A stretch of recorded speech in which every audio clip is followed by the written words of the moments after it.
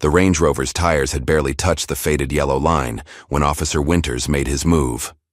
What should have ended with a citation spiraled into handcuffs, a fabricated charge, and Darius Carter, tech mogul and pillar of the community, thrown into a holding cell. Just another black man taught a lesson. Just another victim of the 8th Precinct, until Darius made one call that changed everything.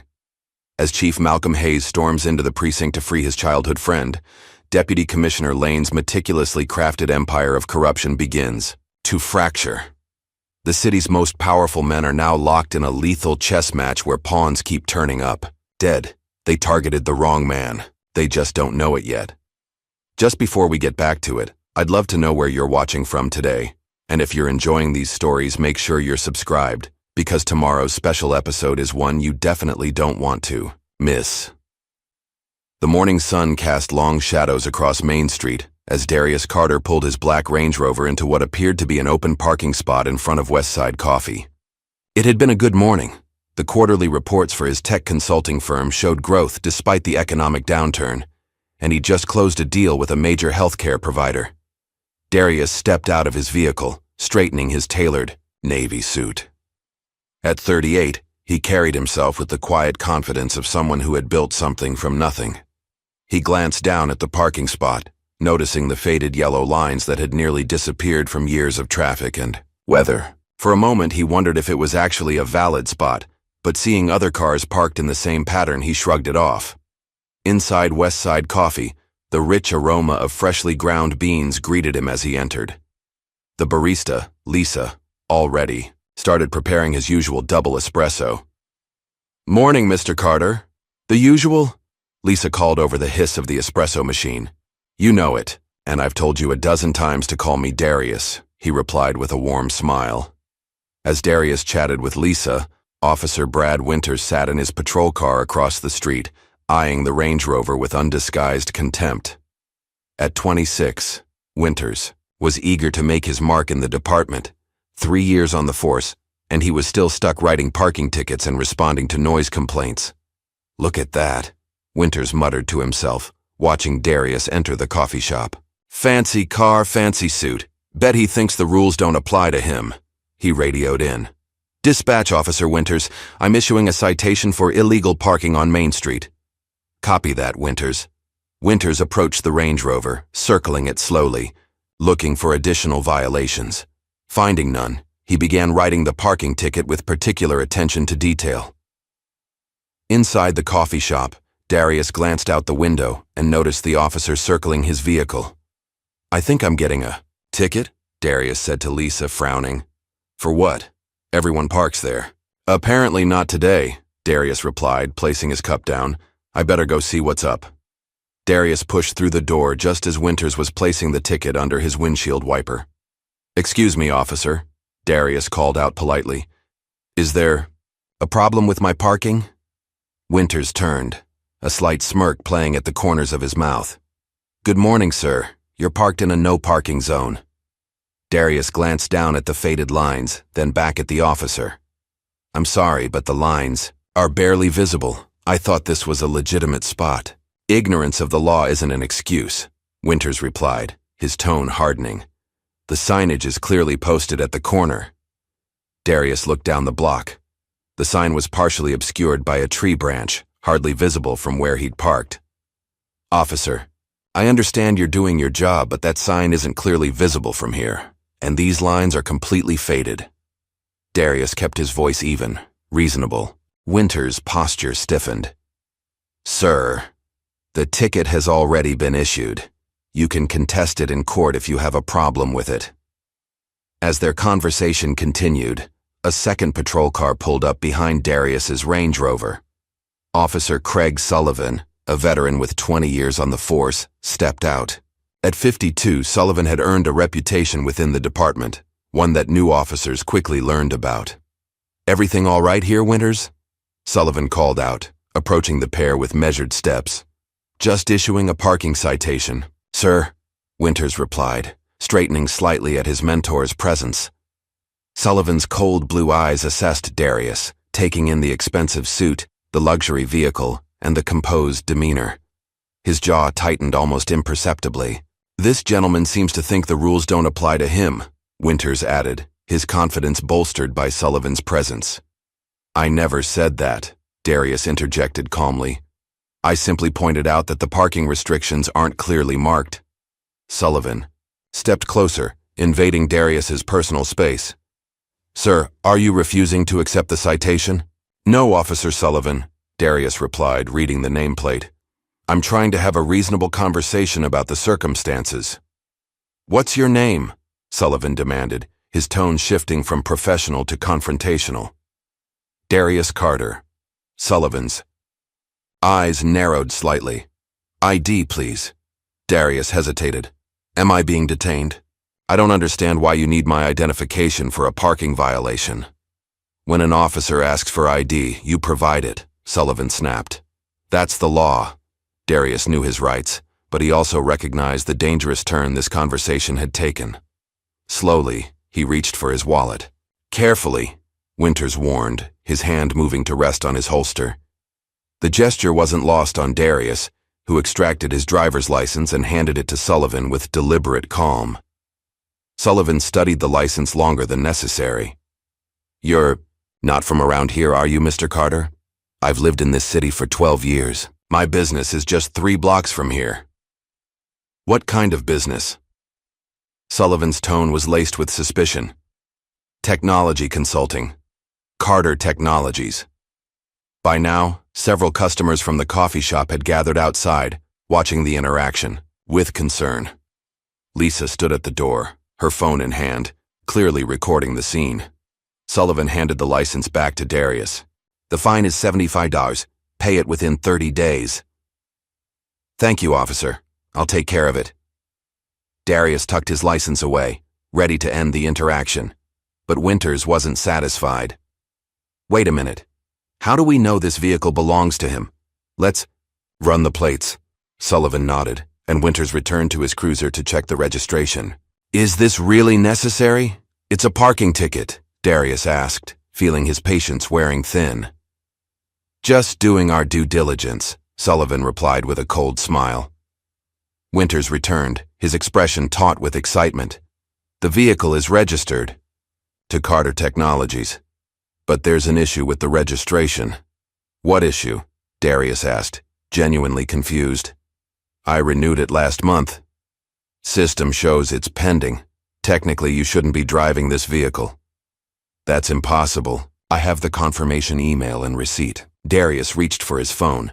Sullivan's hand shot out, grabbing Darius's wrist. Stop right there. Keep your hands where I can see them. The sudden escalation sent a murmur through the growing crowd. Someone called out, "He's just getting his phone." Sullivan ignored the onlookers. Sir, I'm going to need you to turn around and place your hands on the vehicle.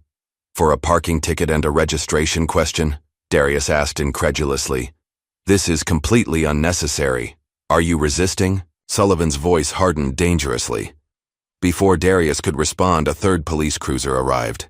Sergeant Miller, a heavy-set man with a perpetual scowl, emerged and quickly assessed the situation.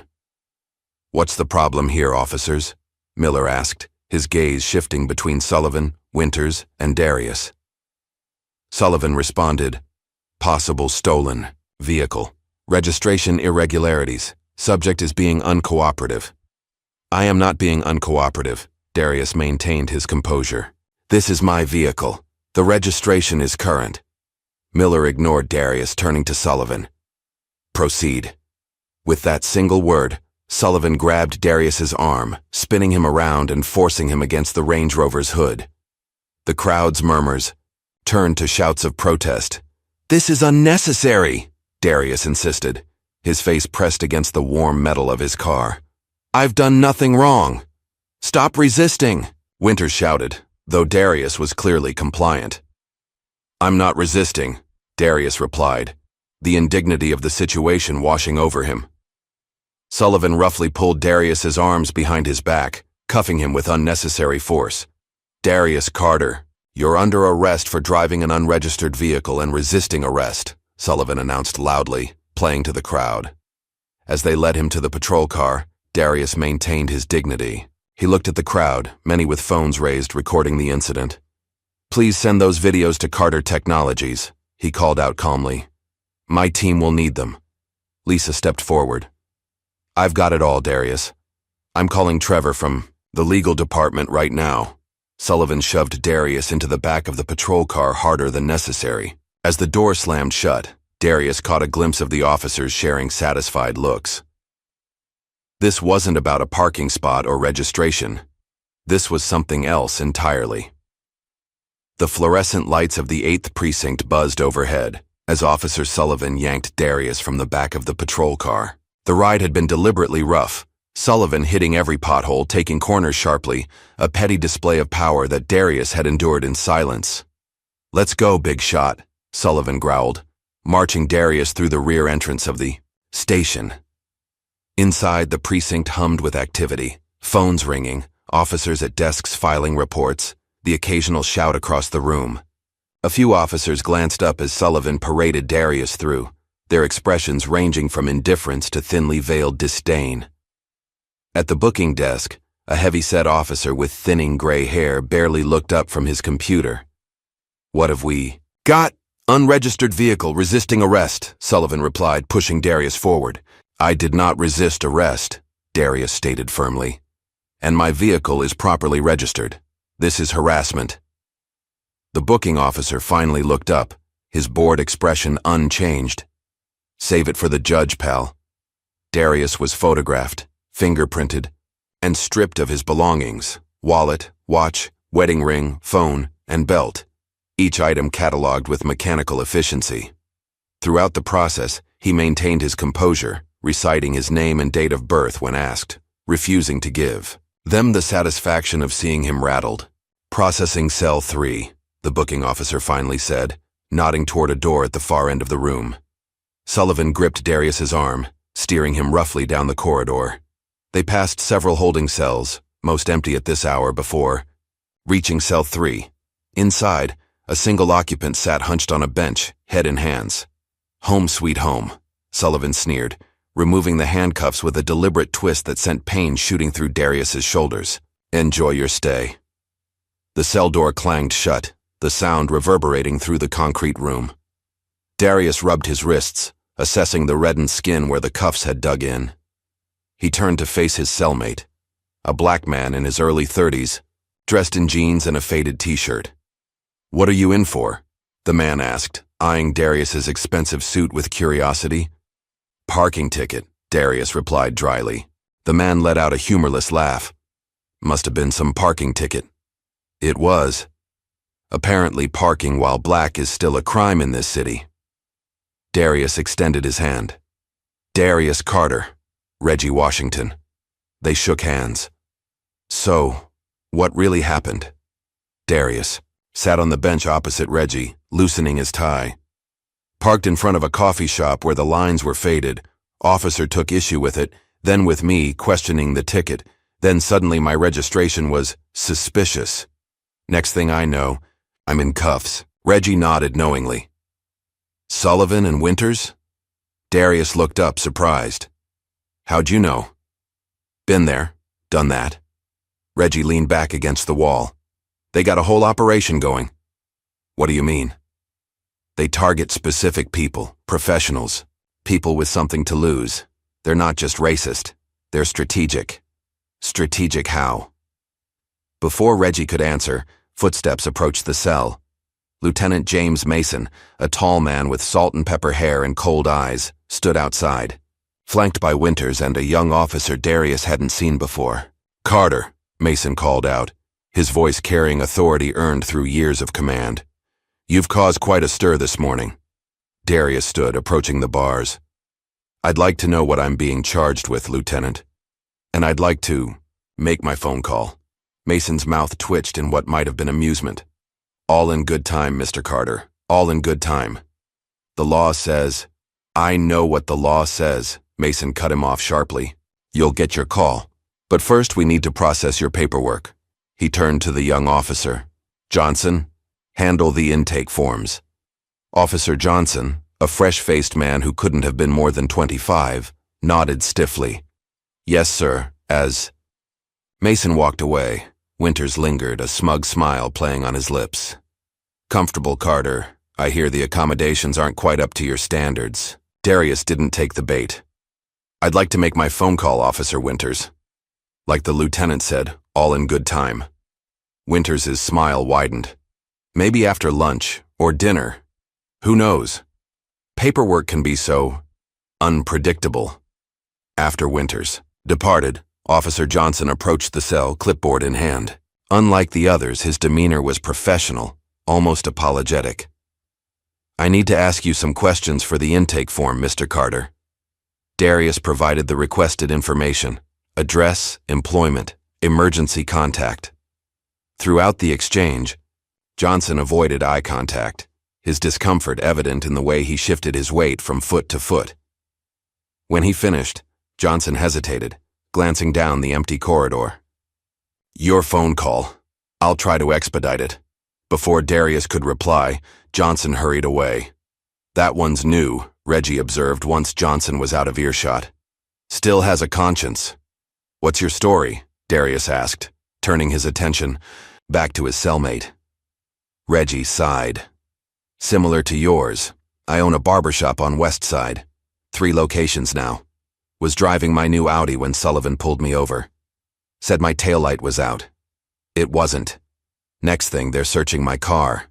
Finding marijuana residue that magically appeared. 3rd time they've done it to me. 3rd? Yeah. First time was 2 years ago, then again last summer. Always the same crew. Sullivan, Winters with Mason running the show. Darius frowned. Why target you repeatedly? They want money, Reggie said simply. First time my lawyer fees cost me 20 grand. Second time they held me for 3 days. Lost a major catering contract for my wife's business. This time? He shrugged. We'll see what they want. But why not file a complaint? Get the media involved? Reggie's laugh was bitter. Man, you really don't know how deep this goes, do you? Last guy who filed a complaint. His business got raided by health inspectors every week for 6 months. Another one had his accounts frozen for a tax investigation that turned up nothing. They got people in every department in this city. Darius processed this information, the pieces starting to align. So it's not just racist police. It's a coordinated intimidation racket. Bingo, Reggie confirmed.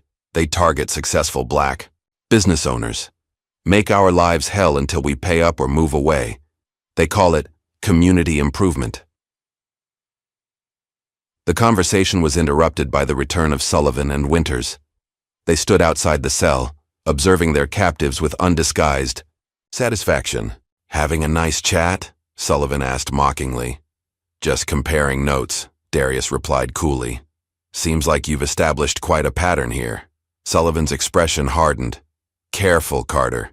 That mouth of yours is already in enough trouble. Eyed dots. Like to make my phone call now, it's been hours. Winters checked his watch with exaggerated movements. Has it? Time flies when you're having fun. Sullivan unlocked the cell. Fine. 1 call. Make it count. They led Darius to a desktop phone in an interview room, the door left deliberately, open so they could overhear. Sullivan smirked. No attorney can get you processed before morning anyway. Darius picked up the receiver, dialing a number from memory. After 2 rings, a deep voice answered, Chief Hayes speaking. Malcolm, it's Darius. There was a pause on the other end. Darius? Why are you calling my office line instead of my cell? I'm currently enjoying the hospitality of the 8th Precinct, Darius replied, keeping his tone neutral. Apparently, parking violations are now arrestable offenses. The silence on the other end was deafening. When Malcolm Hayes spoke again, his voice had dropped an octave, tight with controlled anger. What officers? Sullivan and Winters. Lieutenant Mason is supervising. Another pause. Don't say another word. To anyone. I'm on my way. The line went dead. Sullivan, who had been listening, approached with narrowed eyes. Who was that? 1 phone call, Darius replied evenly. As is my right. Sullivan grabbed Darius's arm, nails digging in. I asked who you called. An interested party. Sullivan's grip tightened painfully. You think you're smart? Let's see how smart you feel after a night in the tank. They returned to the holding cell, Sullivan shoving Darius inside with unnecessary force. As the door clanged shut, Winters approached, his face flushed with anger. You made a mistake, he hissed through the bars. Whatever you think is going to happen, it won't. After they departed, Reggie whistled low. You got them spooked. Who'd you call? The governor? Better, Darius replied, straightening his rumpled jacket. I called the chief of police. Reggie's eyes widened. Chief Hayes, you know him? Since we were 8 years old. We grew up together in the same housing project. Been best friends ever. Since, a slow smile spread across Reggie's face. Oh man, Sullivan and Winters have no idea what's coming, do they? No, Darius said grimly. They don't. In the administrative section of the precinct, the atmosphere had shifted dramatically. Sullivan burst into the break room where Mason was pouring coffee, his face flushed. We've got a problem, Sullivan announced, voice low. Carter called Hayes. Mason's cup paused midway to his lips. Chief Hayes? They're friends, apparently. Mason set the cup down, coffee sloshing over the rim. Damn it, Sullivan. I told you to check his connections before bringing him in. How was I supposed to know? He's buddies with the chief? Sullivan defended. He's just another rich guy in a fancy car. Mason pinched the bridge of his nose. Call Lane, now. Sullivan retrieved his phone, stepping into the corner. After a brief exchange, he handed the phone to Mason. Mason, Deputy Commissioner Gregory Lane's smooth voice came through the speaker. I understand we have a situation. Carter called. Hayes, Mason stated flatly. They're apparently close. Lane's chuckle was devoid of humor. Is that all? I was worried it might be something serious. Sir, with all due respect, Hayes could be here any minute. Let him come, Lane replied with casual confidence. Carter violated the law. The arrest is legitimate. On paper, yes, but then there's no problem, Lane interrupted. Hayes can't interfere with a lawful arrest without compromising his position. He knows that. And if he ignores protocol? Lane's voice hardened. Then he'll be giving me exactly what I need to recommend his removal. Either way, this works in our favor. As Mason continued his conversation with Lane, Officer Johnson lingered in the hallway listening. His expression grew increasingly troubled as he heard Mason detailing how they would handle Hayes' arrival. When Sullivan emerged from the break room, Johnson quickly busied himself with paperwork, but his mind raced with the implications of what he'd overheard. Back in the holding cell, Darius explained his history with Hayes to Reggie. We came up together in Eastside Gardens. His mother worked 2 jobs, hospital during the day, cleaning offices at night. My dad ran the community center before he passed. Malcolm practically lived at our place during high school. We went to different colleges but stayed close. He went into law enforcement, I went into tech. But the bond never broke. And now he's the chief, Reggie marveled. That's some serious backup. Malcolm is a good man, Darius said firmly. One of the best I know. He's been fighting to reform this department since he joined. Made a lot of enemies doing it too. Including Lane, Reggie noted. Darius looked up sharply. You know about Lane? Everyone in my neighborhood knows. Deputy Commissioner Lane is the reason these cops think they're untouchable. Word is, he's got half the city officials in his pocket. The precinct grew unusually quiet, the normal bustle replaced by tense anticipation. Officers gathered in small groups, speaking in hushed tones, casting occasional glances toward the holding cells. Something was coming, and everyone knew it. Darius sat perfectly still, his outward calm belying the storm of thoughts within. This had escalated far beyond a parking ticket or even a wrongful arrest. He'd inadvertently stepped into a war. One that had apparently been raging behind the scenes for years. A battle between corrupt officers protecting their power and those fighting for a just system. The sound of the precinct doors bursting open echoed down the corridor. Raised voices followed. Authoritative commands met with defensive responses. Then, distinct among the chaos, a familiar voice that carried both power and barely contained fury. Where is he? Chief Malcolm Hayes demanded. Where is Darius Carter? Darius and Reggie exchanged looks. The chief had arrived, and the real battle was about to begin. The echo of Chief Malcolm Hayes's commanding voice still hung in the air as Darius sat up straighter in the holding cell. His childhood friend's arrival changed everything, though whether for better or worse remained to be seen. "Your friend's about to walk into a hornet's nest," Reggie commented, leaning forward. "Malcolm knows what he's doing," Darius replied, though concern edged his voice. "He didn't get to be chief by being naive."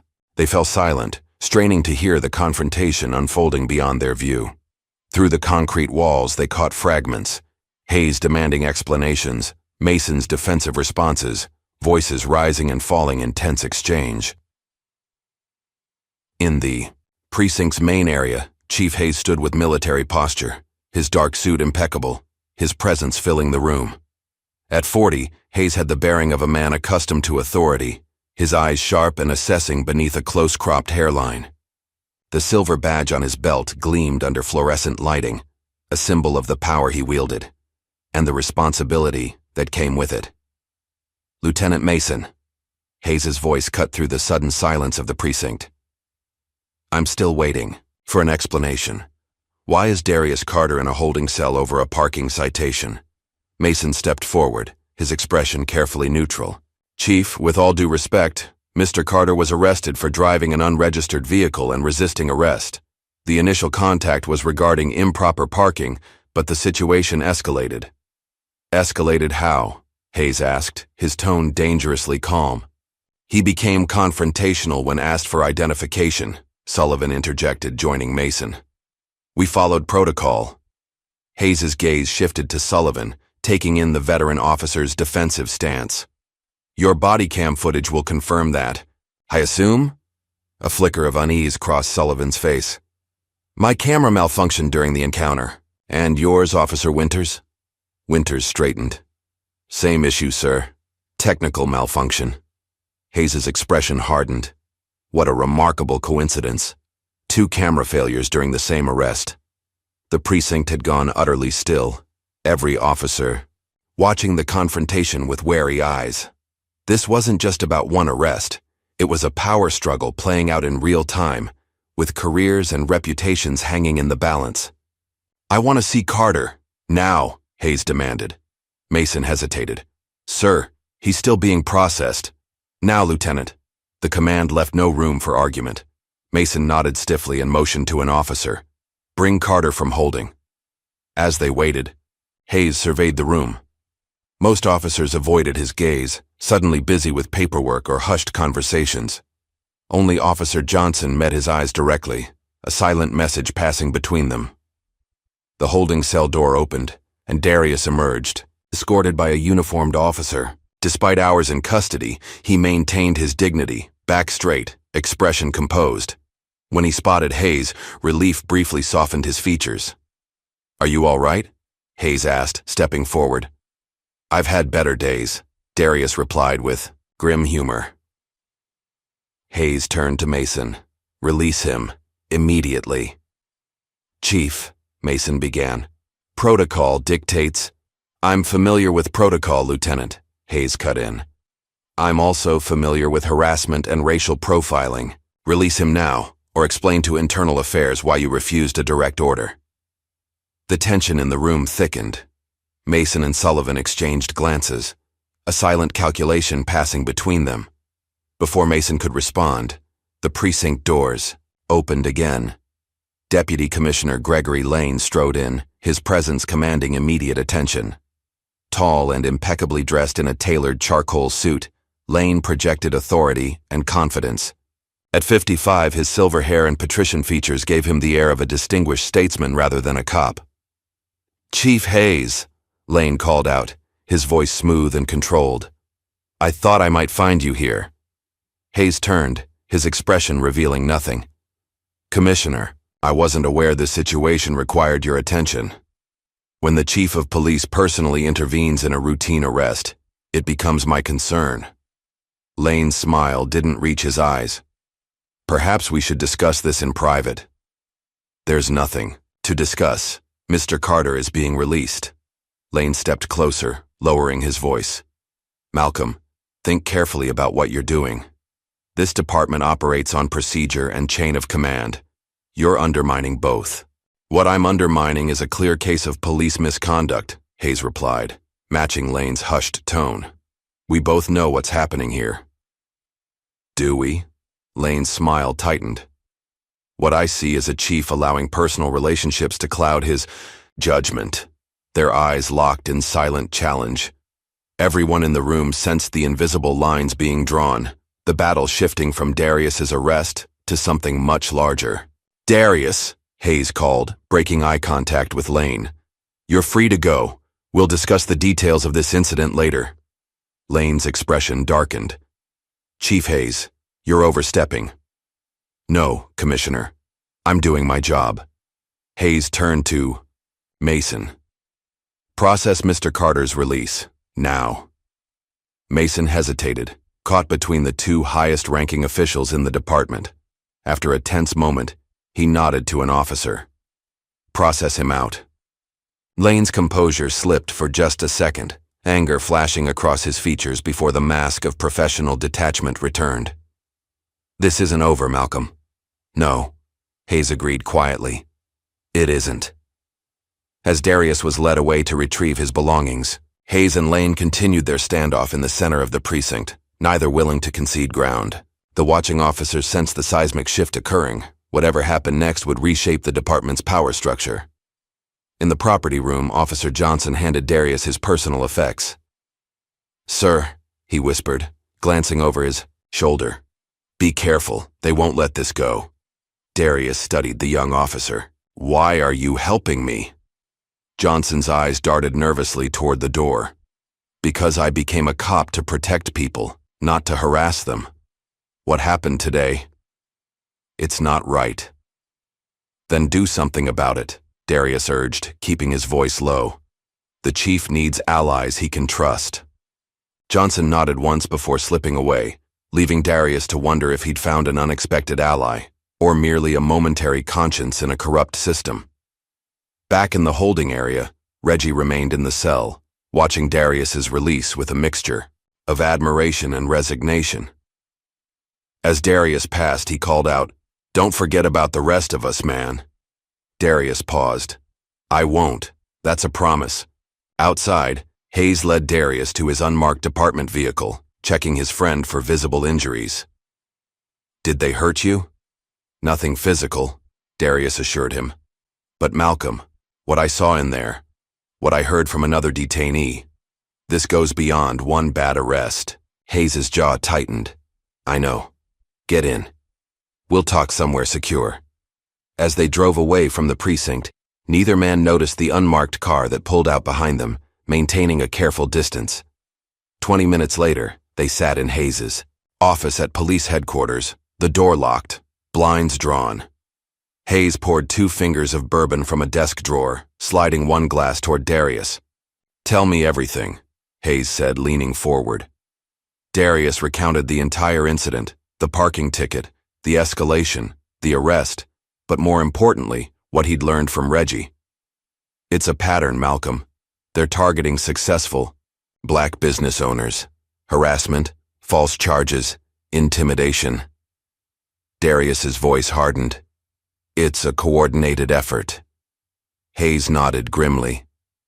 I've suspected something like this for months, but the complaints always disappear.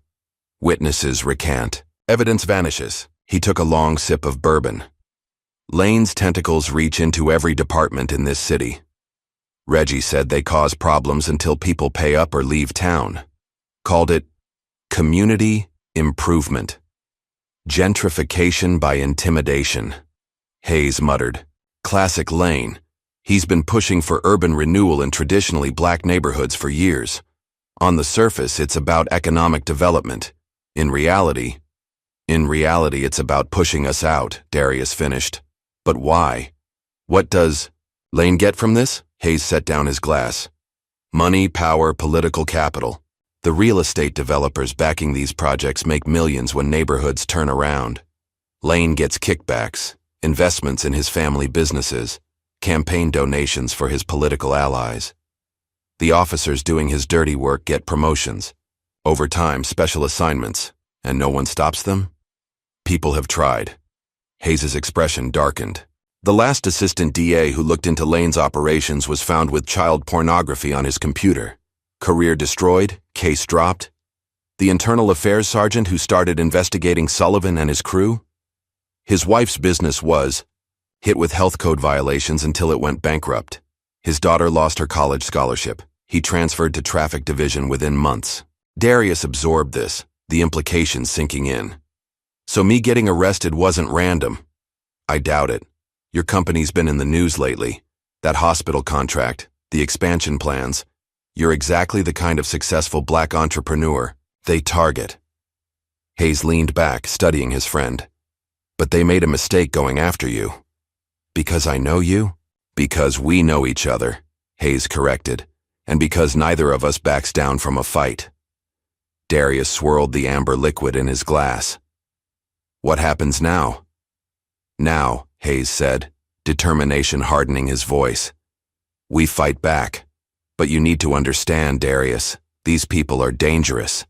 Lane won't stop at threats or intimidation. He'll destroy anyone who threatens his operation. I'm not afraid. You should be, Hayes countered. But being afraid doesn't mean we don't act. It means we act smart. He pulled out a notepad. Tell me about this Officer Johnson. As Darius detailed his interactions with the young officer, Hayes took notes. He could be valuable, an inside source, but he'll need protection. Their planning was interrupted by Hayes's phone buzzing. He checked the screen, his expression growing grim. Lane, Darius guessed. Mayor's office. Lane works fast. Hayes stood. I need to take this. Wait here. While Hayes stepped into an adjoining room, Darius pulled out his own phone, scrolling through dozens of missed calls and messages from his wife, his business partner, his attorney. As he began returning texts, a new message appeared from an unknown number. They're watching you. The coffee shop wasn't random. Be careful. Darius stared at the cryptic warning, unease settling over him. Before he could respond, the message disappeared, deleted remotely. Hayes returned, his expression tense. The mayor wants to see me. Lane's spinning this as a case of me abusing my position to help a friend. That's ridiculous. It's politics. Hayes sighed. Darius, you should go home, check on your family. This is just beginning. What about you? I'll handle the mayor, but we need to move carefully from here. Lane's operation has been running unchecked for years. He won't give it up without a fight. Meanwhile, in Lane's spacious office overlooking the city, the deputy commissioner held court. Sullivan, Winters, and Mason stood before his desk like schoolboys called to the principal's office. You arrested the chief's best friend, Lane stated, his voice deceptively calm. Without clearing it with me first, Sullivan shifted uncomfortably. We didn't know they were connected. That's the problem, isn't it? Lane leaned forward. You didn't know. In our business, ignorance isn't just dangerous, it's potentially fatal. Sir, Mason interjected. We followed procedure. The arrest was clean. Clean. Lane's laugh was cold. Hayes walked into my precinct and took your prisoner without resistance. That's not clean, Lieutenant. That's a mess. Winters, sweating visibly, spoke up. What happens now, sir? Lane studied each man in turn, his gaze calculating. Now we contain the damage. Mason, pull every record of Carter's arrest from the system. Sullivan, find our contact at the DA's office. Make sure any complaint Carter files disappears. Winters, you've become a liability, the young officer blanched. Sir? You're on administrative leave, effective immediately. But sir, pending investigation of alleged excessive force, Lane continued as if Winters hadn't spoken. For your protection, of course. After dismissing Winters, Lane turned to the remaining officers. Hayes won't let this go. He's been looking for a way to come after me for years. This time he thinks he's found it. What do you need from us? Mason asked. Everything on Hayes. His movements, his contacts, his vulnerabilities. Lane's eyes hardened. And I want Carter watched. Every move, every call, every meeting. And if Hayes notices, he'll notice. Lane said dismissively. Let him. It'll keep him reactive instead of proactive. Sullivan leaned forward. What about the business? Our special operations? Proceed as usual, but carefully. No new targets until this blows over. Lane stood, signaling, the meeting's end. And find me something on Hayes. Everyone has secrets, even the righteous chief. The morning sun streamed through the windows of Darius's home office as he reviewed security footage from his business. After his release the previous day, he'd returned home to his worried wife, Vanessa, explaining the situation in careful terms to avoid alarming her further. But as dawn broke, he found himself searching for answers and evidence. The doorbell rang, interrupting his thoughts. Through the security monitor, he spotted Hayes on his doorstep, dressed in civilian clothes, jeans and a button-down shirt instead of his usual suit. The casual attire couldn't disguise the tension in his friend's posture. Darius opened the door. You look like hell. Good morning to you too, Hayes replied with a tired smile. Can I come in?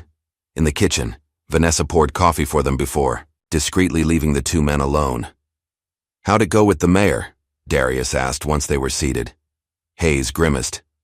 About as expected. He's concerned about appearances and procedural integrity. Translation. Lane got to him first. He's not backing you? Politically, it's safer to stay neutral. Hayes sipped his coffee. But he didn't order me to back off either, which tells me Lane doesn't have as much leverage with him as he thinks. Darius nodded toward his laptop. I've been reviewing my company's security logs. Someone accessed our system 3 days ago, before my arrest. Hayes leaned forward.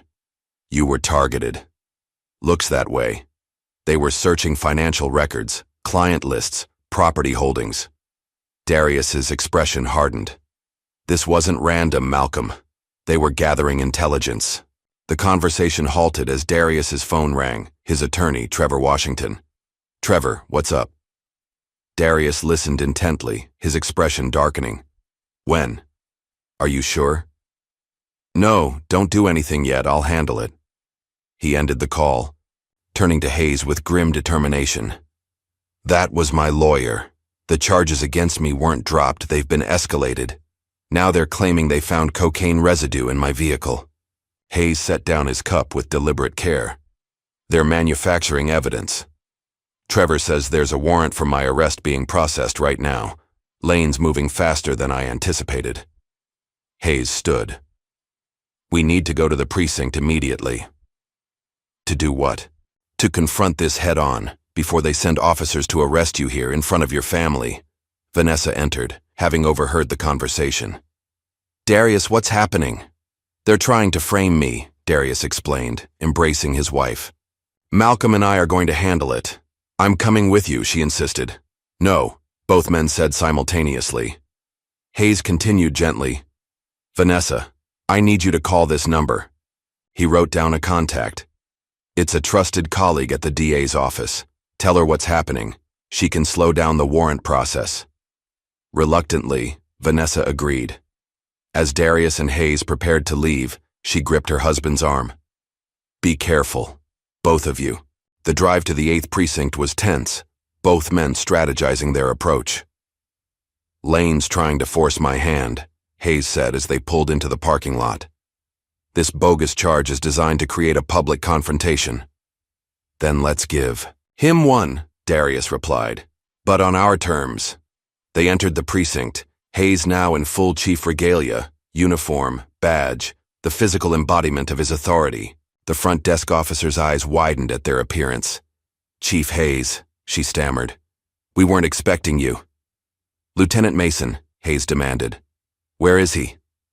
In his office, sir. Hayes strode through the precinct, Darius at his side. Officers stopped mid-conversation, watching their progress with wary eyes. They reached Mason's office, Hayes entering without knocking. Mason looked up from his desk, surprise quickly masked by professional detachment. Chief, this is unexpected. Drop the act, Lieutenant, Hayes said coldly. I know about the cocaine charge you're trying to fabricate against Mr. Carter. Mason's gaze flickered to Darius before returning to Hayes. I'm not sure what you're referring to, sir. Let me be perfectly clear, Hayes continued, closing the door. This ends now. The original charges were baseless. These new allegations are criminal. With all due respect, sir, that's not your determination to make. If evidence was found, evidence? Hayes's laugh was harsh. We both know what this is, Mason. Lane is using you and your officers to target a private citizen because of his connection to me. Mason stood, his composure slipping. You're out of line, Chief. This is my precinct, and we follow procedure here. Procedure? Darius interjected. Is manufacturing evidence against innocent citizens part of your procedure, Lieutenant? The door opened behind them, and Sullivan entered, freezing momentarily at the sight of Hayes and Darius. Perfect timing, Officer Sullivan, Hayes said without turning. We were just discussing the mysterious cocaine that appeared in Mr. Carter's vehicle after it was in police custody. Sullivan's face remained impassive. Sir, I'm not involved in the evidence processing for that case. Of course not, Hayes replied sarcastically. Just like your body cam wasn't involved in recording the arrest. The tension in the room was palpable. Mason and Sullivan exchanged glances, a silent communication passing between them. Hayes stepped closer to Mason. Here's what's going to happen. All charges against Mr. Carter will be dropped immediately. The officers involved in his arrest will be placed on administrative leave, pending a full investigation by Internal Affairs. You don't have the authority, Mason began. I'm the chief of police, Hayes cut him off. That's exactly the authority I have. The standoff was interrupted by a new arrival, Deputy Commissioner Lane, his timing too perfect to be coincidental. He surveyed the scene with calculated calm. Chief Hayes, Lane greeted smoothly. Making personal visits to precincts now. How dedicated. Commissioner, Hayes acknowledged coldly. I'm addressing a case of apparent evidence tampering and police misconduct. Lane raised an eyebrow. Serious allegations. Do you have proof? We both know what's happening here. What I know, Lane replied, moving further into the room, is that you're personally involving yourself in a case concerning your friend. Again, that's a conflict of interest, Malcolm. Hayes didn't back down. The conflict is your officers targeting citizens based on race and personal connections. Lane's smile was thin. Careful, Chief. Accusations of racial profiling require substantial evidence. Without it, you're undermining department morale and public trust. The power dynamics shifted with Lane's arrival. Mason and Sullivan straightened, their confidence visibly returning now that their protector was present. Mr. Carter was lawfully arrested, Lane continued.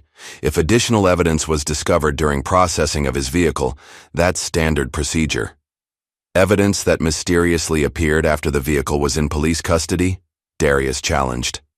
Lane turned to him, eyes cold. Mr. Carter, you're here as a courtesy because the chief brought you. That courtesy can be revoked. This is a police matter now. Hayes stepped between them. The only police matter here is corruption, Commissioner, and I intend to root it out. Noble sentiments, Lane replied, but misplaced. Lieutenant Mason, please escort Mr. Carter to processing. The warrant for his arrest should be coming through shortly. No, Hayes stated firmly. That's not happening. The room went still, the confrontation reaching its tipping point. Lane's expression hardened. That sounded remarkably like insubordination, Chief Hayes. Call it what you want.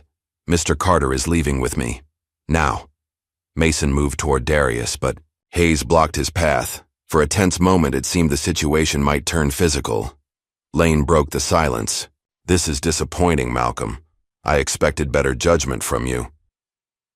And I expected basic integrity from this department, Hayes countered.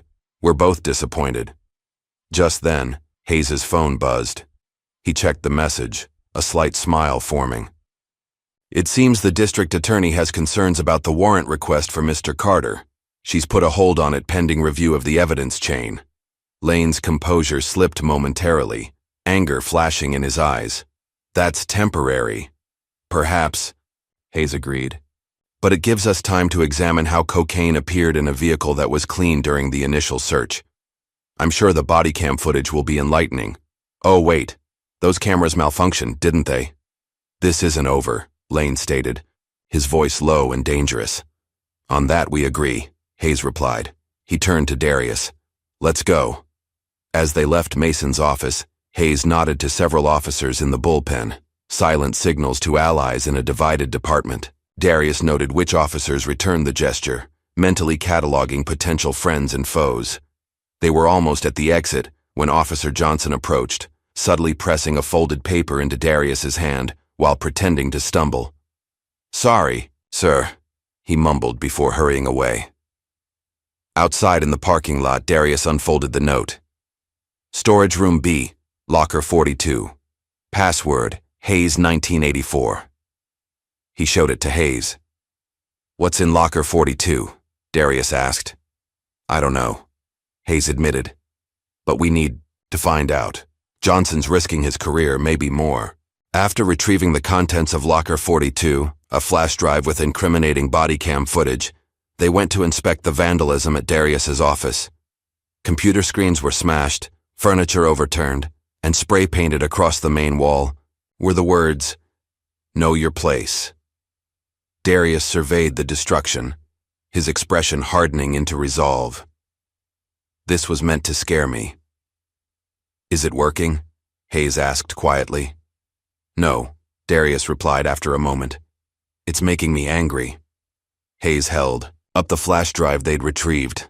"This contains footage not just from your arrest, dozens of incidents dating back months, all showing the same pattern." "Evidence of the targeting Reggie described?" Hayes nodded grimly. "And more. Sullivan and his crew discussing payoffs, Lane, giving direct orders to harass specific business owners." He looked Darius directly in the eyes. "This is it, the evidence we need to take Lane down." As they left the office, neither man noticed the black sedan parked across the street, its driver watching their departure through the lens of a high-powered camera. Inside the vehicle, the observer spoke into a phone. "They found the flash drive." "Yes, sir. They're heading out now." "No, they don't appear intimidated." "Understood, Commissioner. I'll continue surveillance."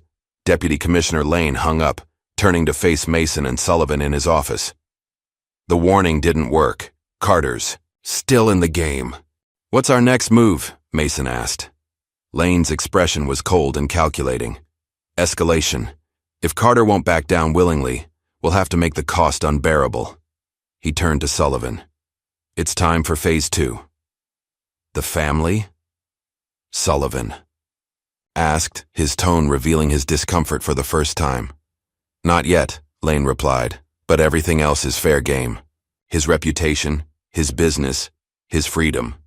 He picked up a file from his desk. "And I have just the leverage we need." The battle lines were drawn. In Hayes's office, the chief and Darius reviewed the body cam footage, building their case one damning piece of evidence at a time. In Lane's corner, the corrupt network mobilized, preparing to destroy anyone who threatened their operation. The war for the soul of the department, and perhaps the city itself, had begun in earnest. And for Darius Carter, what started as a simple parking ticket had evolved into something far more significant. A fight for justice that would test not only his friendship with Hayes, but everything he believed about the system meant to protect and serve. Evening shadows stretched across Darius's living room as he paced, phone pressed to his ear. After the vandalism at his office, Hayes had insisted on a security detail for Darius's home. 2 officers he personally vetted, now stationed. Outside. Through the window, Darius could see their patrol car, a reminder that the conflict had escalated beyond a simple arrest.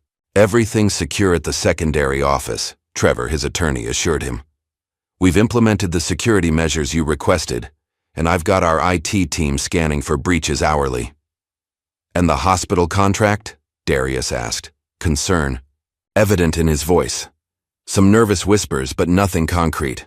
"I've reached out personally to reassure them." After ending the call, Darius found Vanessa in the kitchen, her hands wrapped around a mug of tea, eyes distant with worry. "You should take the kids to your mother's," he suggested gently. Vanessa looked up, her expression resolute. "We're not running, Darius. This is our home." "It's not about running. It's about being smart." He sat beside her, taking her hands. "Lane and his people are dangerous. They've already vandalized the office. And if we scatter, they win, Vanessa countered. Besides, Malcolm has officers watching the house. Their conversation was interrupted by the doorbell. Through the security monitor, Darius recognized Hayes, looking even more worn than that morning. He buzzed him in. Hayes entered, declining Vanessa's offer of coffee with a tired wave. I can't stay long. Things are moving quickly. In Darius's home office, away from Vanessa's concerned ears, Hayes revealed the developments. The footage is authentic, he confirmed. Johnson's been secretly documenting Sullivan and his crew for months. We have clear evidence of pattern and practice, targeted harassment, falsified reports, explicit orders from Lane. Enough to take to the DA? Hayes's expression tightened. That's where it gets complicated. Our city prosecutor, James Wilson, is deep in Lane's pocket. His wife's real estate company has exclusive contracts for developments in revitalized neighborhoods. The same neighborhoods where black business owners are being pushed out, Darius noted. Exactly. And with most of the evidence coming from Johnson's unauthorized recordings, it might not be admissible, Darius finished, understanding the UB legal hurdle. We need more. Properly obtained, unimpeachable evidence. Hayes rubbed his temples. And we need to protect Johnson. Lane will know someone inside provided that footage. Darius considered their options. What about the mayor? Could he intervene? Mayor Parker is playing both sides. He won't openly oppose Lane. There's too much money involved in these development projects. But he also can't afford the scandal if Lane's operation becomes public. Hayes paced the small office. He's waiting to see who wins before choosing a side. So we're on our own. Not entirely. I've got allies in the department, good cops who've been watching Sullivan's crew with disgust. And I have contacts at the FBI. If we can build a strong enough case that this crosses into federal SAU jurisdiction, Lane loses his local protection. Darius nodded. Smart. As they strategized, Darius's phone buzzed with an incoming text from an unknown number. Meeting tomorrow, North Shore Diner. 7 a.m. Come alone. Proof of Lane's corruption. Darius showed Hayes the message. Could be a trap. Or it could be our breakthrough. Hayes studied the text. I'll have plainclothes officers secure the location beforehand. You won't be alone, no matter what this says. After Hayes departed, Darius rejoined Vanessa in the living room. She had CNN playing, the volume low. Anything new? He asked, settling beside her. Nothing about your case, if that's what you mean. She leaned against him. But I've been thinking, we should go public with what happened. Get ahead of whatever story Lane might spin. Darius considered this. The instinct to protect his privacy warred with the strategic advantage of controlling the narrative. You may be right, he admitted. But we need to be careful about how we frame it. As they discussed options, Darius's phone rang, an unknown number. Mr. Carter, a woman's voice greeted him. My name is Sonia Pierce. I'm a reporter with the Tribune. I understand you were recently subject to a controversial arrest. Darius straightened. How did you get this number? A source provided it, along with some concerning details about your case. Her tone was professional but sympathetic. I'd like to hear your side of the story. Darius met Vanessa's eyes, a silent exchange passing between them. This could be the opportunity they needed, or a trap set by Lane. I'm interested in talking, Darius replied carefully. But first, I need to know more about your source. You know I can't reveal that, Pierce responded. But I can tell you, there's someone inside the 8th Precinct who's concerned about patterns of harassment against minority business owners. That narrowed the possibilities. Johnson, possibly, or another officer with a conscience. Darius made a decision. Meet me tomorrow at my attorney's office. I'll text you the address. After the call, Vanessa squeezed his hand. Are you sure about this? No, Darius admitted. But Lane's already moving against us. At least this way we control how the story breaks. Across town, in a dimly lit bar popular with off-duty officers, Sullivan and Winters nursed beers in a corner booth, their conversation low and tense. This is getting out of hand, Winters muttered, glancing nervously around the room. We were supposed to pressure some black businesses, not start a war with the chief of police. Sullivan snorted. Getting cold feet, rookie? This is the job. Harassment. And evidence planting weren't in the job description. Grow up, Sullivan snapped. You think cops make it on salary alone? Lane's operation has been running smooth for years. One connected black guy isn't going to change that. Winters wasn't convinced. Hayes isn't backing down, and now someone's leaking body cam footage? Lane's handling it, Sullivan assured him, though uncertainty flickered in his eyes. Besides, we're too far in to back out now. Their conversation was interrupted by the arrival of Mason, his expression grave. We have a problem, he announced without preamble. The reporter, Pierce. She's asking questions about Carter's arrest. Specific questions, Sullivan cursed. How did she get details? Someone's talking. Mason's gaze swept the bar, as if the traitor might be among them. Lane wants her stopped before the story breaks. Stopped how? Winters asked, alarm evident in his voice. However necessary, Mason replied coldly. Pierce lives in Westview Apartments, Unit 307.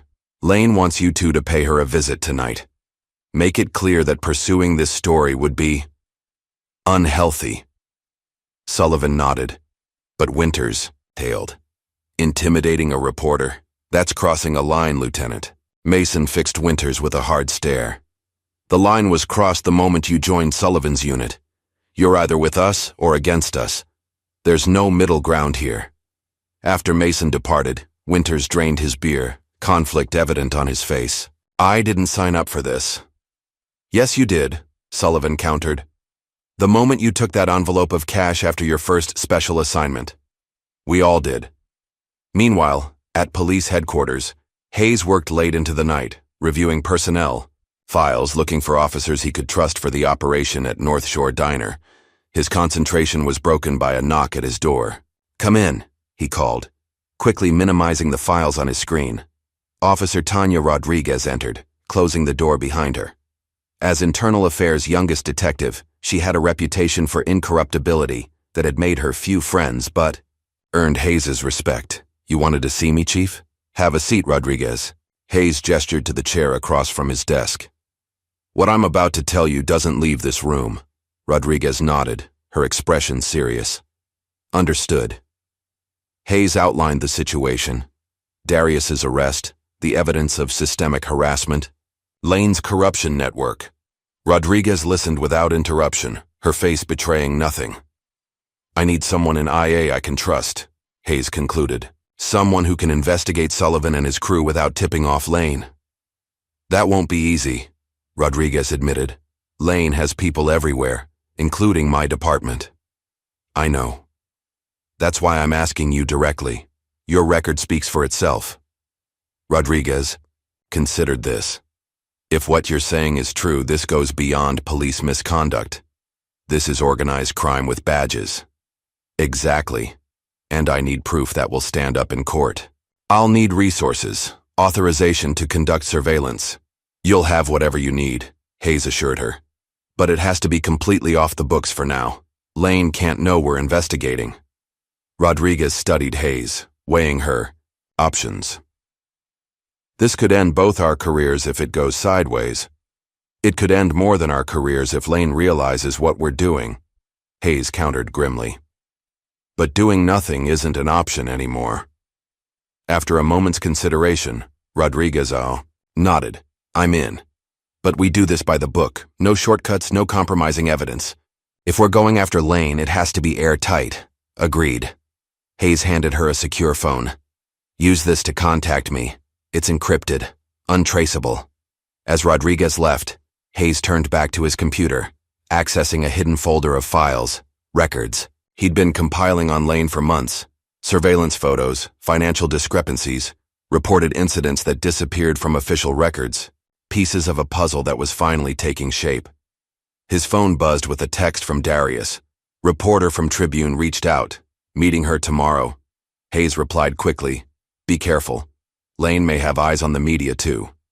In her apartment across town, Sonia Pierce reviewed her notes on the Carter case, unaware of the conversation about her taking place at the officer's bar. She'd been tracking complaints against the 8th Precinct for months, piecing together a pattern that pointed to systematic harassment of minority business owners. Her research was interrupted by a knock at her door. Checking the peephole, she saw a delivery man holding a package. "Delivery for Pierce," he called through the door. Cautiously, she opened the door, keeping the chain engaged. "I didn't order anything." "Courtesy package," the man explained, holding up a wrapped box. "From an admirer of your work." Intrigued but wary, Pierce accepted the package, signing for it before closing and relocking her door. Inside the box, she found a USB drive and a note. "Evidence against Lane. Publish at your high own risk." Across the city, the key players in the unfolding drama prepared for the next day's confrontations, unaware that events were accelerating beyond anyone's control. Morning light spilled through the windows of North Shore Diner as Darius sat in a corner booth, nursing a cup of coffee that had long gone cold. The meeting was set for 7 a.m., but he'd arrived 30 minutes early, watching each new customer with cautious scrutiny. Hayes had been true to his word. 3 plainclothes officers were strategically positioned throughout the diner, their presence providing a measure of security without being obvious. At precisely 7 a.m., the bell above the door chimed. A middle-aged, white woman entered, her auburn hair pulled back in a severe bun, her movements confident as she scanned the diner. Her gaze landed on Darius, recognition flickering in her eyes. She approached his table.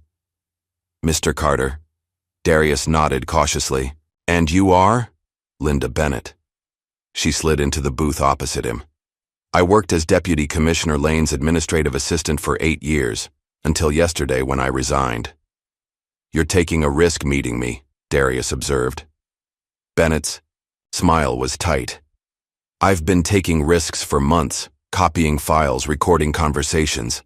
Lane's operation isn't just unethical, Mr. Carter. It's criminal. Why come forward now?" "Because of you," she replied simply. "When I saw what they did to you, a respected businessman with no criminal history, I knew it had gone too far." She slid a thumb drive across the table. "Everything's here. Financial records, meeting minutes, Lane's personal files on targeted businesses. The Urban Renewal Project is just a cover for systematic extortion and property theft." Darius pocketed the drive. "Why give this to me instead of Internal Affairs or the FBI?" "Because Lane has people in both," Bennett explained. "And because you have Hayes. The chief might be the only person with enough authority and integrity to actually do something with this information." Before Darius could respond, his phone buzzed with an incoming call from Vanessa. He excused himself to answer. "Darius, someone broke into our house," Vanessa's voice was shaking. "The security officers, they're both unconscious. I'm locked in the bathroom with the kids." Cold fear gripped Darius. "Have you called 911? "Yes, they're sending officers. But Darius, whoever did this is still in the house. I can hear them." "Stay hidden," he instructed, signaling urgently to the plainclothes officers. "I'm on my way." Ending the call, he turned to Bennett. "I have to go. Emergency at home. Is there a way to contact you?"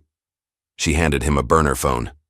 "My number's programmed. And be careful, Mr. Carter. Lane won't stop until you're destroyed, or he is." The drive to Darius's home was a blur, Hayes meeting him there with a full tactical team. They arrived to find 3 patrol cars already on scene, officers securing the perimeter. "Vanessa and the kids are safe," an officer informed them as they approached. "The intruders fled before we arrived." Inside, the house had been ransacked, furniture overturned, drawers emptied, walls defaced with spray-painted threats. In the living room, 2 security officers were being treated by paramedics, both suffering from concussions after being attacked from behind. Vanessa sat on the couch, arms around their 2 children, her expression a mixture of fear and fury. When she saw Darius, she rose to embrace him. "They took your laptop," she reported, "and the safe in your office was opened." "Did you see them?" Hayes asked gently. "No," Vanessa replied, "but I heard one of them make a call. He said, 'Tell Lane it's done.' That's when I knew this wasn't a random break-in." Hayes' expression hardened. "This is direct retaliation. Lane's escalating faster than I anticipated." He's scared, Darius realized. Bennett's evidence, Johnson's recordings, the Tribune story in the works. He's losing control of the narrative. Their conversation was interrupted by the arrival of a forensics team. As they began processing the scene, Hayes pulled Darius aside. You need a secure location. Lane's shown he's willing to target your family. I'm not hiding, Darius insisted. That's exactly what he wants. It's not hiding. It's tactical retreat, Hayes argued. Just until we can move against Lane formally. Before they could continue. Hayes's phone rang. His expression grew increasingly grim as he listened. When? He demanded. Is he alive? Yes. Secure the scene. No one in or out except our people. He ended the call, his face ashen. Officer Johnson was just found in the precinct parking garage, beaten within an inch of his life. Darius absorbed this news with growing anger. Lane's tying up loose ends. Johnson's the whistleblower who provided the body cam footage, Hayes explained to Vanessa. This attack was meant as a warning to others who might speak out. Darius made a decision. We need to accelerate our timeline. Bennett's evidence, Johnson's footage, Sonia Pierce's reporting. We need to use it all. Now, before Lane can do more damage. I agree, Hayes said grimly. Lane's getting desperate, which makes him even more dangerous. As they strategized, Darius received a call from Sonia Pierce. Mr. Carter. Her voice was urgent. Someone broke into my apartment last night. They took my research on the 8th precinct. Are you all right? Yes, I wasn't home, but they left a message, a note saying I should mind my own business if I want to stay healthy. She paused. I'm still running the story. My editor's giving it front-page treatment for tomorrow's edition. But you should know. They're coming, after anyone connected to this case. After the call, Darius turned to Hayes. Pierce is still publishing despite being threatened. We need to make sure she has protection. Already on it, Hayes assured him. I've assigned officers I trust personally. What about Carla Brooks? Vanessa suggested. She handled that police brutality case last year, won a 7-figure settlement. The civil rights attorney? Hayes considered this. Good thinking. With her involved, this becomes more than an internal police matter.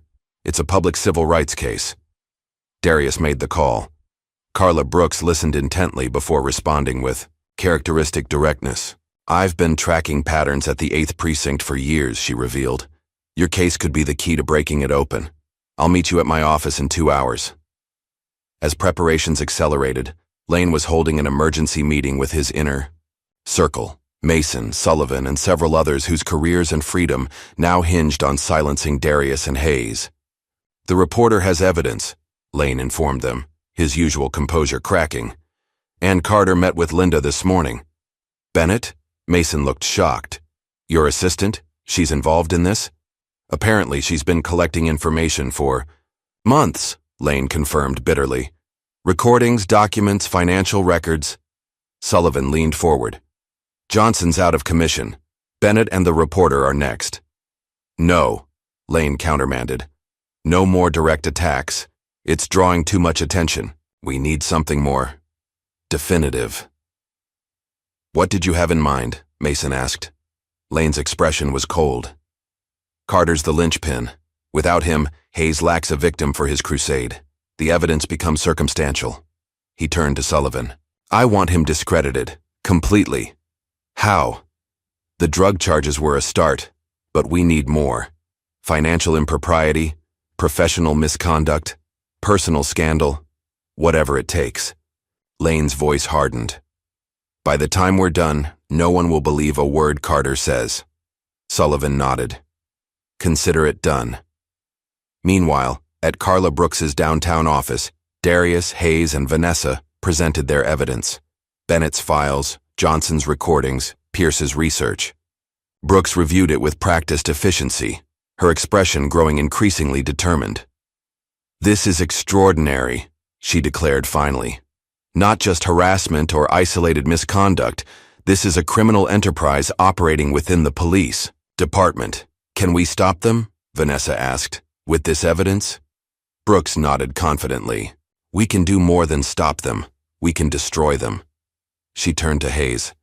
But you understand what this means for the department? The scandal will be unprecedented. I'm prepared for that, Hayes replied grimly. The department needs cleaning out top to bottom, no matter the cost. As they formalized their strategy, Darius received an urgent call from Trevor, his attorney. Darius, they've frozen your company's accounts, Trevor reported, disbelief evident in his voice. The DA's office just issued subpoenas for all your financial records. They're claiming money laundering and tax evasion. That's ridiculous, Darius protested. Our books are completely clean. I know that, but they're moving fast. This has Lane written all over it. After relaying this development to the others, Darius faced a moment of doubt. Lane's hitting us from all sides. If he freezes our assets, we can't fight back effectively. That's why we need to go public immediately, Brooks insisted. Once this evidence is in the open, Lane loses his advantage of secrecy. Hayes agreed. Pierce's article breaks tomorrow. We should coordinate with that. Have Brooks announce the lawsuit the same day, while I initiate formal departmental charges against Lane and his officers. As they solidified their counterattack, the weight of what they were undertaking settled over the room.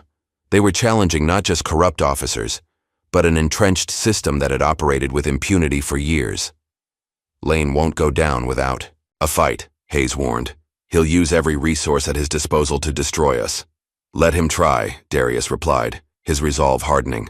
Some fights are worth the cost. That evening, as Sonia Pierce put the finishing touches on her exposé, Officer Johnson lay in a hospital bed under guard, and Lane dispatched his operatives to undermine Darius's reputation. The battle lines were drawn for what would become the most significant police corruption case in the city's history. The war that began with a parking ticket was about to reshape the city's power structure forever. Dawn painted the city skyline in hues of pink and gold as Darius's security team escorted him and his family to the mayor's office. After the break-in at their home, Hayes had insisted on moving them to a secure location, a downtown hotel suite with round-the-clock protection from officers he personally vetted. The early meeting with Mayor Parker hadn't been easy to arrange. The mayor's assistant had initially refused, citing a packed schedule, until Hayes mentioned they would be bringing Linda Bennett and her evidence directly to the FBI if the mayor was too busy to address police corruption in his city. The mayor's corner office offered a panoramic view of the city he governed, a city where justice had become a commodity, sold to the highest bidder. Mayor Frank Parker, a silver-haired politician with an easy smile and calculating eyes, greeted them with practiced warmth that didn't quite reach his gaze. Chief Hayes, Mr. Carter, he nodded, gesturing to the conference table. And Mrs. Carter, I understand there was an incident at your home. I'm deeply sorry. With all due respect, Mayor, Darius replied. We need more than sympathy. We need action. Hayes placed a thick folder on the table. This contains evidence of systemic corruption within the department, specifically centered around Deputy Commissioner Lane and officers at the 8th Precinct. Parker's professional smile faltered. These are serious allegations, Chief. They're not allegations, Vanessa interjected, sliding crime scene photos across the table. This is what Lane's people did to our home. This is what they did to Officer Johnson for speaking out. The mayor examined the photos, his expression giving nothing away. And you're certain Lane is behind this? We have recordings, Darius stated flatly. Financial records, witness testimony. Lane has been running a criminal operation within the department for years, targeting minority business owners to facilitate gentrification projects that benefit his associates. Associates that include some of your biggest campaign donors, Hayes added pointedly. Parker's jaw tightened. Careful, Chief. That sounds dangerously close to accusing me of complicity. Not complicity, Hayes countered. Willful ignorance. Perhaps, but that ends today. For a tense moment, silence filled the opulent office. Parker studied each face before him, weighing his options with the calculation of a career politician. What exactly are you asking for? He finally asked. Lane's immediate removal, Hayes replied without hesitation. Pending a full investigation by an independent prosecutor. Parker leaned back, steepling his fingers. You understand what you're asking? Lane has powerful connections throughout the state. the political fallout would be significant. The fallout from ignoring police corruption would be worse, Vanessa countered, especially once Sonia Pierce's article hits tomorrow's front page. At the mention of the reporter's name, Parker's composure cracked slightly. The Tribune is running a story on this? Complete with documentation, Darius confirmed. And Carla Brooks is filing a federal civil rights lawsuit this afternoon. Parker stood abruptly, moving to the window. For several minutes, he stared out at the city, weighing political calculations. Only he could see. When he turned back, his expression had hardened into resolve. "I can't remove Lane based solely on your evidence," he declared. "Not without due process." "Mayor," Hayes began, but Parker raised a hand. "However," he continued, "I can authorize an emergency oversight committee to review these allegations immediately, and I can ensure Lane is temporarily reassigned during the investigation." "That's not enough," Darius argued. "Lane will use that time to destroy evidence and intimidate witnesses." "It's all I can offer officially," Parker replied, then lowered his voice. "Unofficially, I won't interfere with your investigation. And if you can get concrete evidence that stands up in court, I'll support whatever actions are necessary." It wasn't the decisive victory they'd hoped for, but it was more than they'd expected. As they left City Hall, Darius turned to Hayes. "He's hedging his bets," Darius observed, "keeping options open depending on which way the wind blows." "That's politics," Hayes replied grimly. "But he gave us what we need most, time and space to build our case without his interference." As their security detail escorted them to waiting vehicles, Hayes received an urgent call from Tanya Rodriguez. "Chief," her voice was tense, "you need to get to Memorial Hospital immediately. It's Officer Johnson. He's awake and talking, but Lane's people are trying to get to him." "Secure his room," Hayes ordered. "No one enters without my direct authorization." When they arrived at Memorial Hospital 20 minutes later, they found Rodriguez outside Johnson's room, alongside two officers Hayes trusted implicitly. "Status?" Hayes demanded. "Two plainclothes officers from the 8th tried to enter 10 minutes ago," Rodriguez reported. "Claimed they were providing official protection. When I refused access, they made a call. I'm guessing to Lane or Mason." "Is Johnson secure?" Rodriguez nodded. "For now. But he's scared, Chief. Says he has more evidence, things he didn't include on the flash drive. Names, dates, locations of payoffs." "I need to speak with him," Hayes decided. Inside the hospital room, Officer Johnson lay propped against pillows, his face a patchwork of bruises and cuts. Despite his injuries, his eyes brightened with recognition when Hayes entered. "Chief," he greeted weakly. "Thought they might have gotten to you too." "Not yet," Hayes replied, pulling a chair beside the bed, "though not for lack of trying."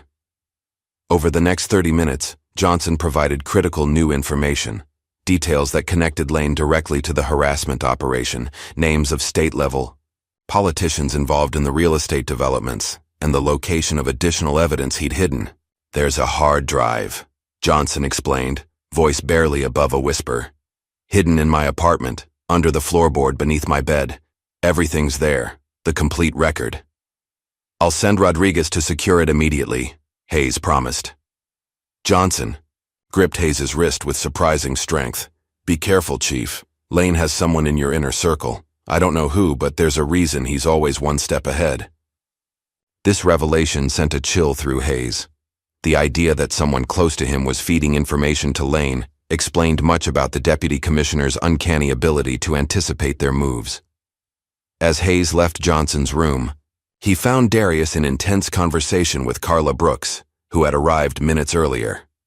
"The grand jury hearing is scheduled for tomorrow morning," Brooks informed them. "I've secured court orders protecting all our key witnesses, including Johnson and Bennett." "And Pierce's article?" Darius asked. "Running in tomorrow's early edition," Brooks confirmed. "I've coordinated with her editor to ensure the timing aligns with our filing." Hayes pulled them aside, lowering his voice. "Johnson says Lane has someone in my inner circle. A mole." That explains how they knew about the meeting with Bennett, Darius realized, and possibly how they found your safe during the break-in. "We Need to limit information to only those we absolutely trust, Hayes decided. From now on, critical details stay between the people in this hallway. As they continued strategizing, Hayes's phone rang. Officer Rodriguez. Chief. Her voice was breathless. I've secured Johnson's hard drive, but there's a problem. Lanes just issued an official order removing you from duty pending investigation of misconduct and abuse of authority. He's named himself acting chief, effective immediately. Hayes's expression darkened. On what grounds? He's claiming you interfered with legitimate arrests and investigations due to personal connections. He has statements from officers alleging you threatened them to protect Carter. Can he do that? Darius asked when Hayes relayed the news. Technically, the deputy commissioner can temporarily relieve the chief under extraordinary circumstances, Hayes explained. It's meant for scenarios where the chief is physically incapacitated or under criminal investigation. This is his countermove, Brooks observed. By removing you officially, he gains control of the department and access to your files. And the authority to shut down our investigation, Hayes added grimly. Darius checked his watch.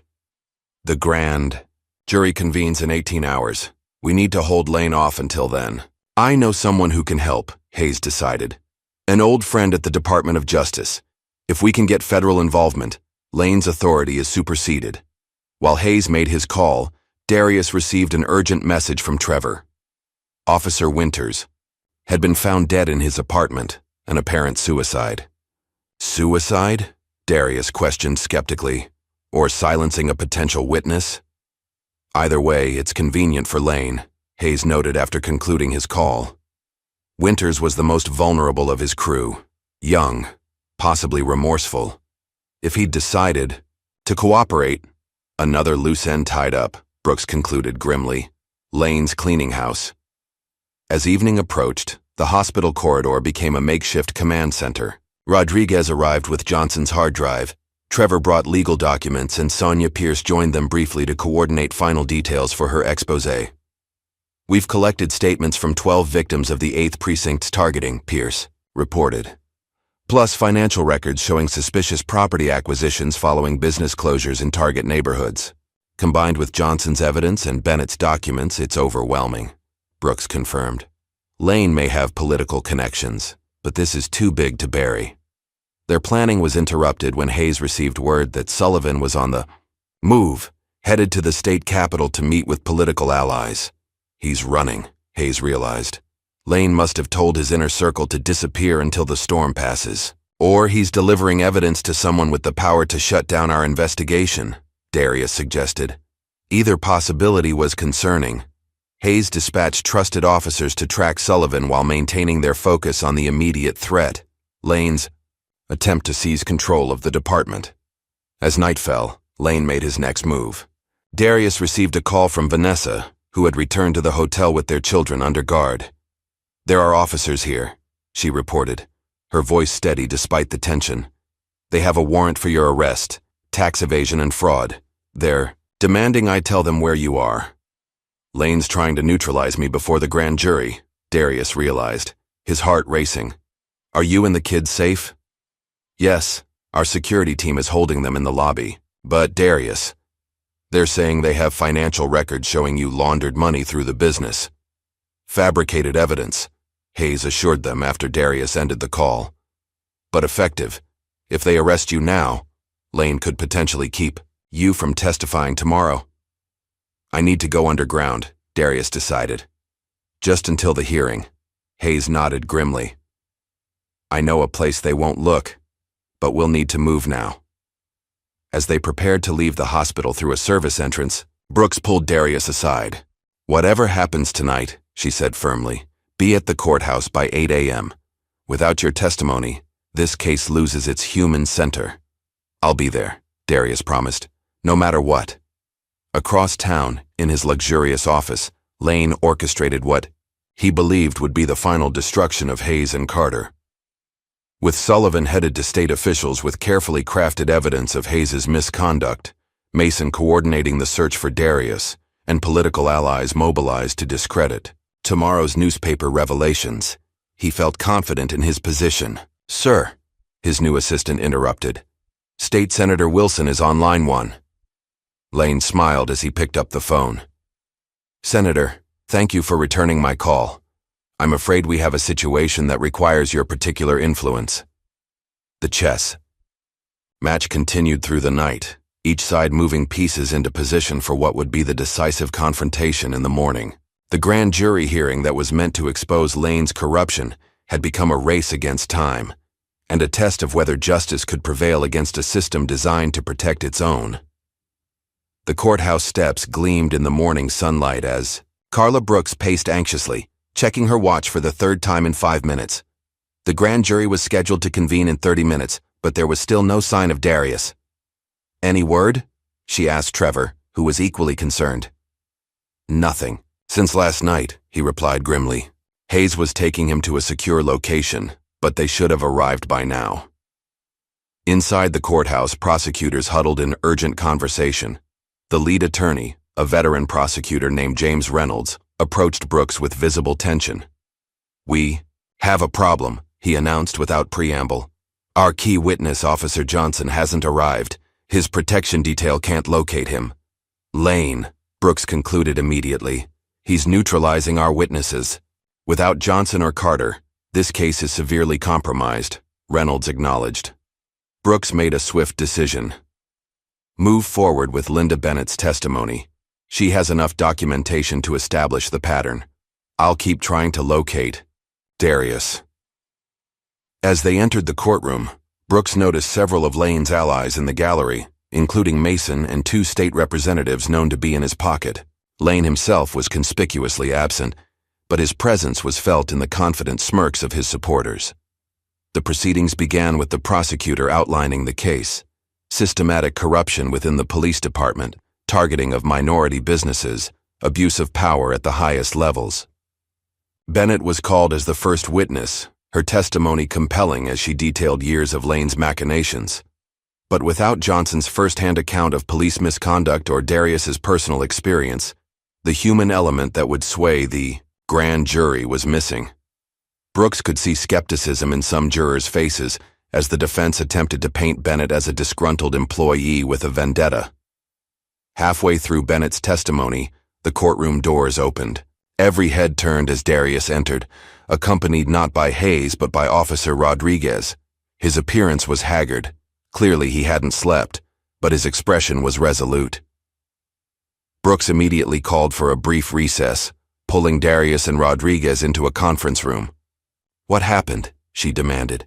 Where's Hayes? Lane's people found our safe house, Rodriguez explained, her voice tight with suppressed anger.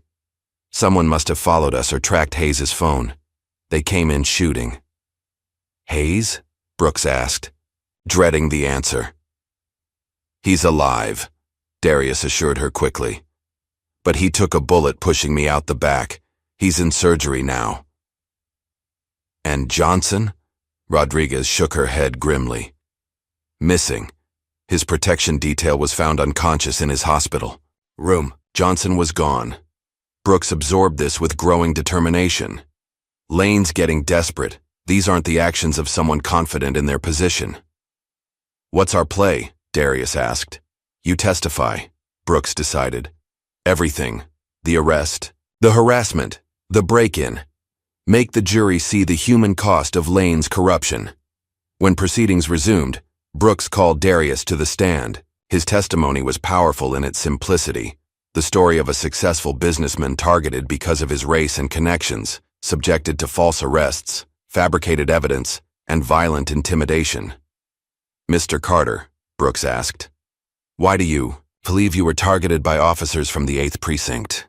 Initially, I thought it was simple racial profiling, Darius replied honestly. But after comparing notes with other victims, speaking with Officer Johnson and Ms. Bennett, I realized it was strategic. They target successful minority business, owners whose properties are valuable to developers working with Lane and his associates. And the subsequent harassment? The break-in at your home? Retaliation, Darius stated firmly, for challenging their authority and exposing their operation. The defense attorney, a slick operator named Wilson clearly in Lane's pocket, approached for cross-examination. Mr. Carter, he began smoothly. "Isn't it true that Chief Hayes is a close personal friend? That he intervened in your arrest because of that friendship?" "He intervened because the arrest was unjust," Darius countered. "Our friendship gave me access to help that others in my position might not have had. That's the point. This system preys on those who can't fight back." Wilson changed tactics. "Let's discuss your business finances.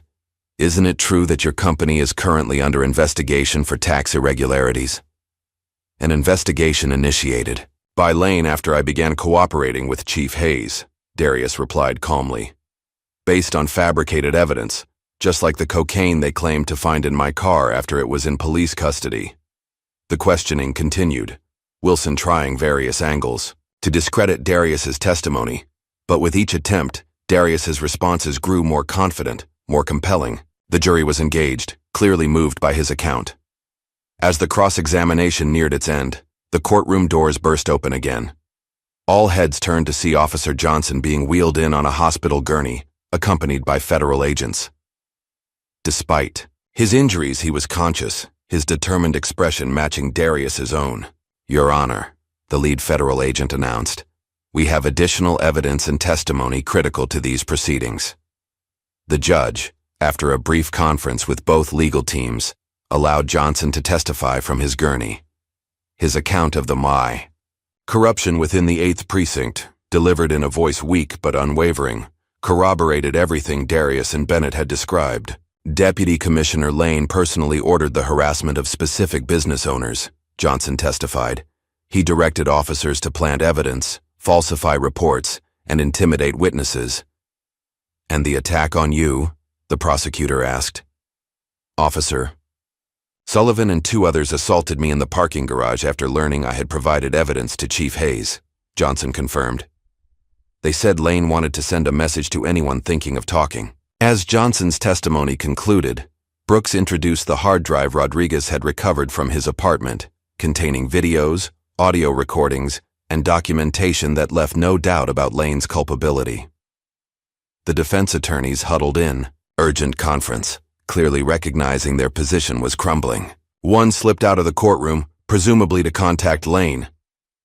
"The prosecution calls one final surprise witness," Brooks announced. "Deputy Commissioner Gregory Lane." A murmur swept through the courtroom. Lane, of course, was not present, but the announcement sent a clear message that they were ready to confront him directly. The grand jury proceedings continued through the afternoon, with additional witnesses corroborating the pattern of corruption. By the time the jury retired to deliberate, the outcome seemed inevitable. Outside the courtroom, Darius received news that Hayes was out of surgery. The bullet had missed vital organs, and he was expected to recover fully. As relief washed over him, Darius's phone buzzed with an incoming news alert. "Police corruption exposed. Tribune investigation reveals systematic targeting of minority businesses." Sonia Pierce's article had hit the digital edition, timed perfectly with the grand jury proceedings. Within minutes, the story was being picked up by national outlets. "It's working," Darius told Brooks as they waited. "The pressure from multiple directions, the grand jury, the media, the federal agents, Lane can't fight on all fronts." "Speaking of Lane," Rodriguez approached, her expression grim but satisfied. "Federal agents just arrested him trying to board a private flight to the Cayman Islands. Apparently he had offshore accounts and was attempting to flee with millions in cash." The grand jury's decision came swiftly. Indictments for Lane, Sullivan, Mason, and multiple officers from the 8th Precinct on charges ranging from corruption and evidence tampering to assault and conspiracy. As Darius left the courthouse, reporters swarmed around him, shouting questions about his ordeal and the wider implications of the case. Standing on the steps where his journey for justice had culminated, Darius delivered a statement that would be replayed on news broadcasts across the country. "Today isn't just about holding corrupt officers accountable," he declared, Vanessa standing proudly beside him. "It's about changing a system that allowed this corruption to flourish. It's about ensuring that no one, regardless of their position or connections, is above the law." 3 weeks later, Darius visited Hayes at his home, where he was recovering from his wound. They sat on the back deck, sharing a quiet moment after the storm of media attention and legal proceedings that had followed the indictments. The mayor offered me a promotion, Hayes revealed, sipping sparingly from a glass of bourbon. Commissioner, with a mandate to reform the department. Are you taking it? Darius asked. Hayes nodded slowly. Someone has to rebuild what Lane destroyed. Might as well be someone who knows where all the bodies are buried. Literally in some cases, Darius added grimly, referring to the ongoing investigation that had uncovered evidence of even darker crimes within Lane's network. What about you? Hayes asked. Your business back on track? Better than ever, Darius. Confirmed. The publicity hasn't hurt, but more importantly, Carla Brooks and I are launching a foundation, supporting victims of police misconduct and funding accountability initiatives. Hayes raised his glass in approval. From parking ticket to systemic change, not bad for a month's work. As evening settled over the city, news played on Hayes's television, footage of a young officer at roll call in the reformed 8th Precinct, listening intently as a new supervisor emphasized community engagement and ethical policing. The reforms were beginning, slowly but surely. It won't be easy, Hayes acknowledged, watching the broadcast. Lane's network was extensive. We're still finding connections, still identifying officers involved. But it's happening, Darius countered. That's what matters. The system protected itself for years, but it wasn't invincible. As they contemplated the changes their stand for justice had initiated, both men recognized that the work was far from complete. Corruption hadn't been eliminated, merely exposed in one corner of one city. But it was a start, a crack in the foundation of institutional injustice that had stood for generations. And for Darius Carter, whose ordinary day had turned into an extraordinary battle, that was enough.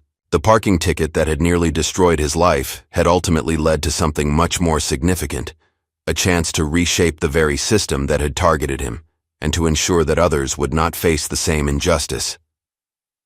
Justice, as it turned out, wasn't just about holding the guilty accountable. It was about building something better from the ashes of a broken system. What does it take for a system built on injustice to finally break? Sometimes a single act of courage creates the first crack. Sometimes it's friendship that withstands corruption's assault. And sometimes it begins with nothing more than a parking ticket. Perhaps the most unsettling question isn't whether justice prevailed in this case, but how many others never got the chance Darius had, those without connections, without resources, without a chief of police in their corner. Their stories remain untold.